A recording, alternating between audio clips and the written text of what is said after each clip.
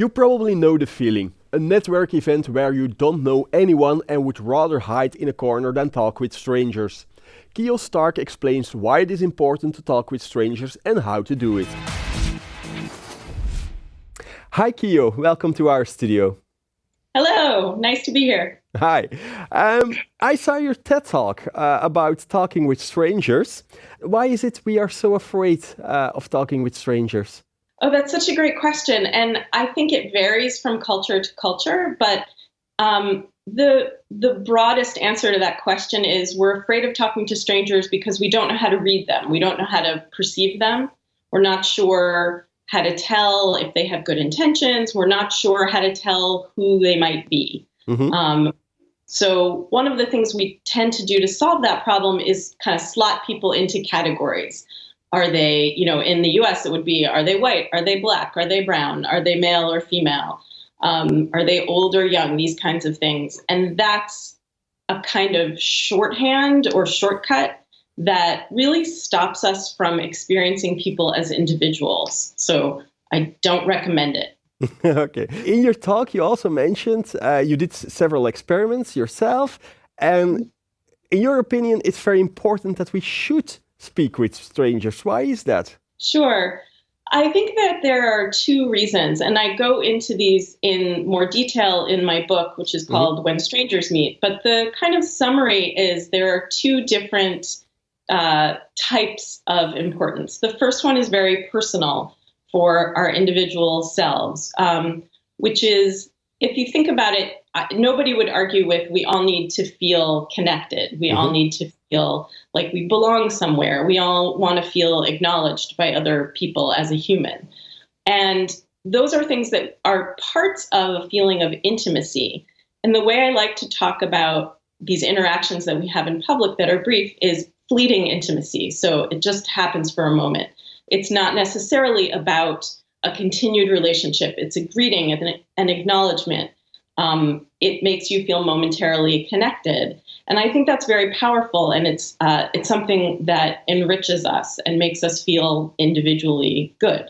And like you said in the beginning, I think it varies much depending on the culture you're in, because there are cultures where they do that spontaneously, and there are other cultures who look just the other way around when they see somebody coming. Yes.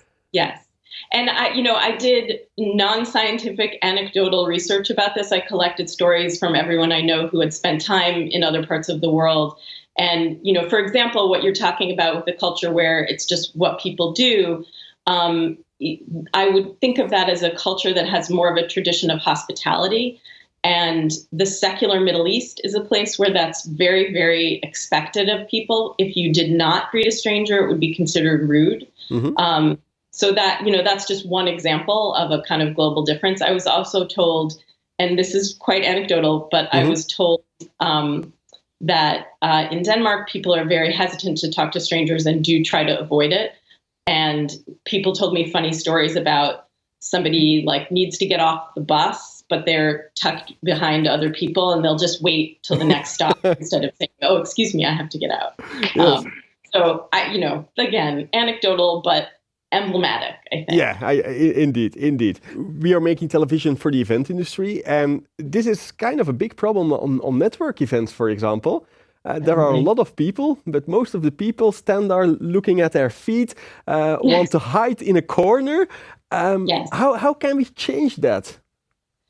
Well, that's a large project, but I think understanding why people are uncomfortable is an important thing. And I will say, I love talking to strangers. I do it on the street. Everybody's like, Kio, come on, we got to get where we're going.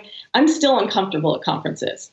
I think part of the vibe of the street is, if it's awkward for some reason, you're never going to see the person again, or, you can get out of it really easily. If you have an awkward interaction at a conference, it's like, oh no, I'm going to run into that person at the next session or at lunch, and then I'm going to be reminded of this awkward interaction or worry about them judging me. And I think one thing is that event planners can do something very easy and very smart, which is set out a kind of message written down with the tickets or, on the back of your badge or something that says, here's some ground rules. Be nice to people, talk to people you don't know, try to make everyone feel welcome and included.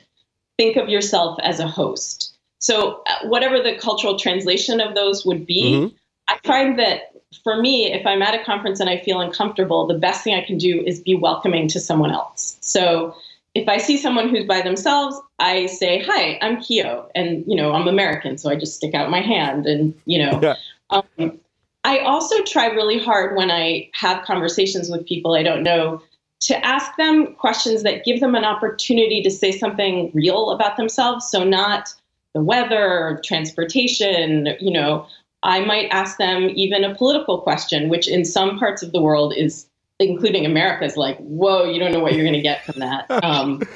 Or, instead of asking someone what their job is, I might say, what did you do today? Or what are you going to do this weekend? Or what are you obsessed with right now? Or obsessed is maybe too strong a word, but, what are you really interested in? And don't find people that a little bit too direct and personal if you ask such things?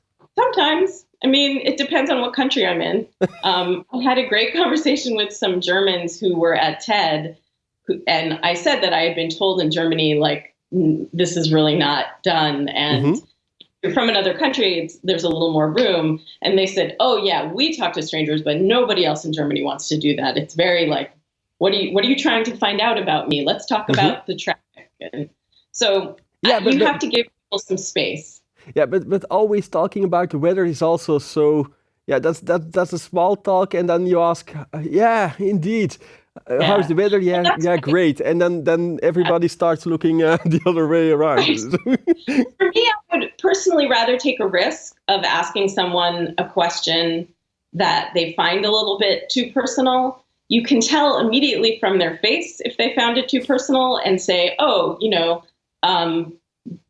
change the subject, ask a different question, ask if you've just gotten to the conference, like, what do you think of the facility, or what are you looking forward to? You can back it up a little bit, but the idea is to leave an opening for someone to be more themselves and less general. Okay. Kio, if people want to read your book, they can find it on Amazon, or where can they buy it? Yes, they can find it on Amazon and in a lot of bookstores, and it's been translated. Ultimately, it will be translated into about 14 languages. I think they're halfway through that. Okay. It's definitely in French and Dutch and German already. Okay, great. We will all read your book, Kio. Thank you very much for your time. Oh, you're welcome. Thanks for having me. And you at home, thank you for watching our show. I hope to see you next week.